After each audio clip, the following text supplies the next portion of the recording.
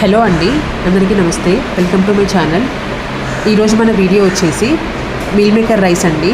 మనం దీన్ని lunch బాక్స్లోకైనా dinner రెసిపీగా అయినా కూడా ఈజీగా ట్రై చేయొచ్చు. మోస్ట్లీ నేనైతే డిన్నర్ రెసిపీగా ప్రిపేర్ చేసుకుంటా అండి. ఎక్కువగా ఈ మిల్ మేకర్ కర్రీ చేసినప్పుడు మా పిల్లలు అంత ఇష్టంగా తినట్లేరు. అందుకని నేను ఇలా మిల్ మేకర్ రైస్ చేయడం అనేది స్టార్ట్ చేశాను. రెసిపీలోకి వెళ్ళినట్లయితే నేను ముందుగా నాకు కావాల్సిన మిల్ మేకర్ని కొంచెం తీసుకొని వేడి నీళ్ళలో నానబెట్టేసుకున్నాను. ఆ తర్వాత ఒక రైస్ కుక్కర్ తీసుకొని, నేను ఎక్కువ రైస్ కుక్కర్లోనే చేస్తాను, తొందరగా అయిపోద్ది కాబట్టి. దీంట్లో కొంచెం ఆయిల్, కొంచెం నెయ్యి వేసుకొని, కొంచెం స్పైసెస్, దాల్చిన చెక్క, ఇలాచి, లవంగం తీసుకొని, ఇందులో బగారాకు, దాంతో పాటు కొంచెం పచ్చిమిర్చి, 2-3 పచ్చిమిర్చి స్లైసెస్ వేసుకున్నాను. ఇందులోనే సన్నగా చాప్ చేసి పెట్టుకున్న ఆనియన్,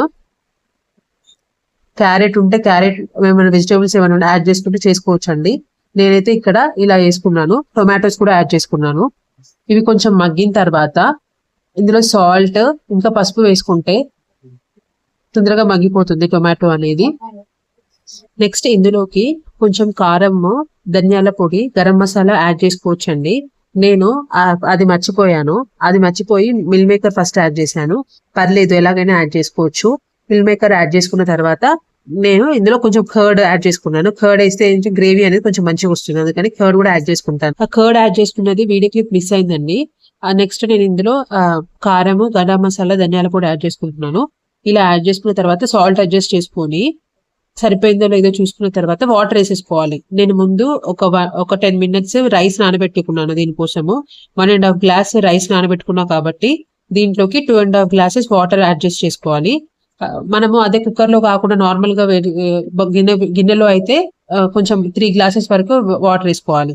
వాటర్ వేసుకున్నాక వాటర్ బాయిల్ అవ్వడం కోసం ఫ్లేమ్ ని మీడియం ఫ్లేమ్ లో అడ్జస్ట్ చేసుకొని ఒక 5 minutes కుక్కర్ మూత పెట్టేసుకొని వదిలేస్తే వాటర్ బాయిల్ అయిపోతుంది.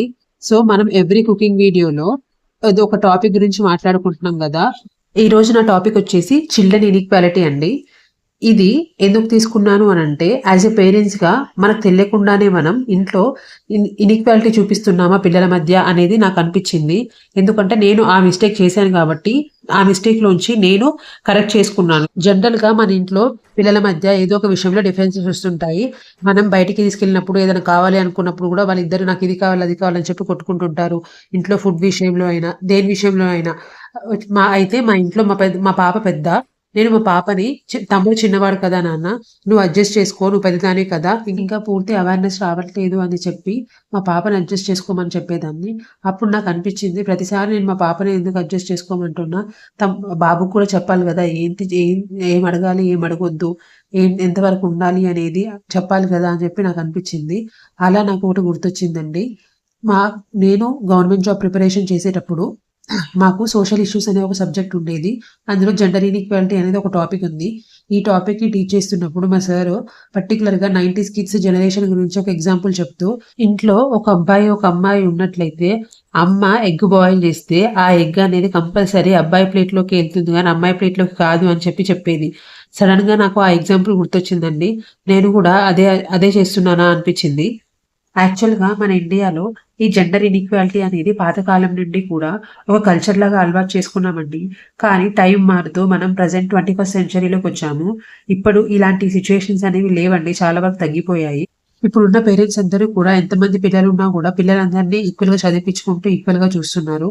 అయినా కూడా ఎక్కడో ఒక దగ్గర మిస్టేక్స్ చేస్తున్నామో అనిపించింది. సో డియర్ పేరెంట్స్, ఏదైతే మనకు తెలియకుండా మనం మిస్టేక్స్ చేస్తున్నామో దాన్ని రెక్టిఫై చేసుకున్నాము.